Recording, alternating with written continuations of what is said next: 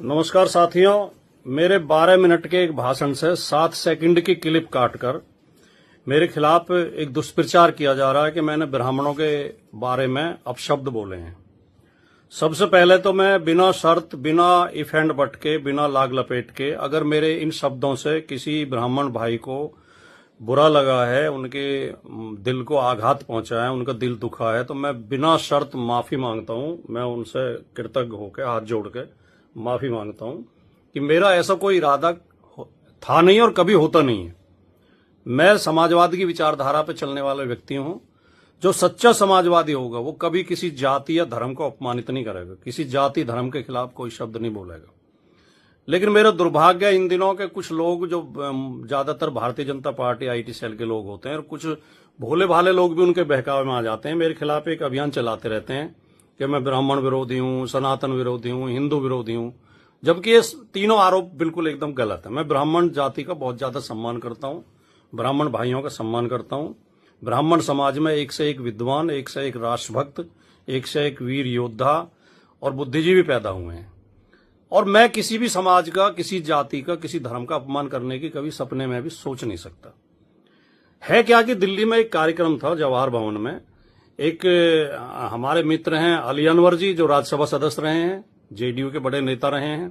उनके बेटे ने और उनकी बहू ने, रफरफ अंसारी और जावेद अनवर ने, एक किताब लिखी है जाति और सांप्रदायिकता के विषाणु।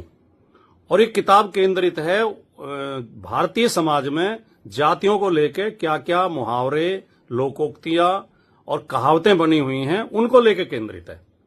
तो इस किताब को विमोचन था जवाहर भवन में 5 तारीख को, 5 मई को, और उसमें मेरे साथ श्री योगेंद्र यादव जी और अपने ये थे प्रोफेसर रतनलाल जी और आशुतोष जी और शीबा असलम फहमी जी, ये कई लोग शामिल थे उस समय कार्यक्रम में। तो वहां जब मैं बोला तो मैंने ये बात कही, और मेरे पूरा अगर 12 मिनट की वीडियो सुनी जाएगी, मेरा वक्तव्य सुना जाएगा, तो मैंने उसमें कहा कि हमारे समाज में ये एक बुराई है कि हमने जातियों को लेकर तरह तरह के खराब खराब मुहावरे बना रखे हैं, खराब खराब कहावतें बना रखी हैं। और मैंने उसमें स्पष्ट तौर पर यह भी बोला कि ऐसा नहीं है कि दलित और पिछड़ों के खिलाफ ही ये मुहावरे बने हुए हैं, दूसरी तरफ के लोगों के खिलाफ भी बने हुए हैं। हमारे लोग भी उनके खिलाफ ऐसे ऐसे भद्दे बोलते हैं। तो ये गलत है। मैं उसका विश्लेषण कर रहा था, मैं उसका खंडन कर रहा था। और मैंने जब 2 उदाहरण दिए, तो पहले जो गुर्जर यादवों के खिलाफ एक वो कही जाती है, वो मैंने बोली कहावत कि गुर्जर अहीर कंजर, कुत्ता बिल्ली बंदर, ये 6 ना होते तो खुले किवाड़ों सोते। मैंने कहा ऐसे हमें लोग ऐसे कह के ताना मारते थे, मजाक करते थे हमारे साथ, हमें बुरा लगता था।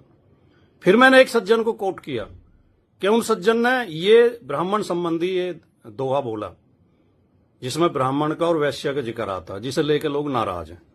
और मैंने साथ के साथ ये कहा कि मैंने ये कभी जीवन में बोला नहीं, क्योंकि मुझे बहुत खराब लगा। उन्होंने मुझसे कहा था कि तुम ये सुना दिया करो। मैंने कहा मुझे इतना खराब लगा कि मैंने कभी बोला नहीं, और ये गलत है बिल्कुल, जो ये ऐसा नहीं होना चाहिए।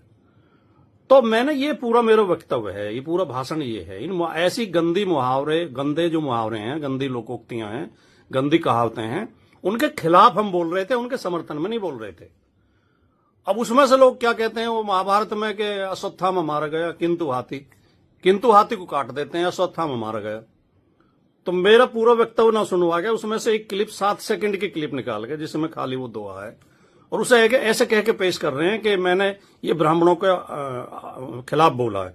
और मैं स्वीकार करता हूं कि बहुत खराब दोहा है, वो बहुत गंदा दोहा है, बहुत अपमानजनक है। तो मैंने उसका जिक्र किया। अगर इसमें भी मुझसे मेरी गलती थी कि मैंने जिक्र किया, तो भैया दोबारा माफी चाहता हूं। और ब्राह्मण समाज एक प्रबुद्ध समाज माना जाता है, शिक्षित और समझदार समाज माना जाता है। यार इतनी जल्दी बहकावे में मत आए करो। ब्राह्मण बंधुओं, ब्रह्म देवताओं, पूरी बात समझ लिया करो। पूरी वीडियो आप सुन लेंगे तो आपकी शिकायत दूर हो जाएगी। और मेरे जैसा आदमी, ब्राह्मण तो बहुत बहुत शानदार और बहुत सम्मानित जाति है।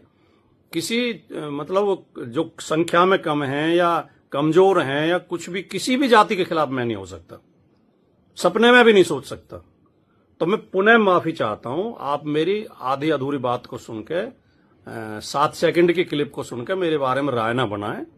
और जरूरी समझें तो पूरी क्लिप सुने। और मैंने अपने फेसबुक पेज पे वो क्लिप भी डाल दी सुबह और उसकी सफाई भी डाल दी है, तो कृपया इस बात का ध्यान रखें। नमस्कार।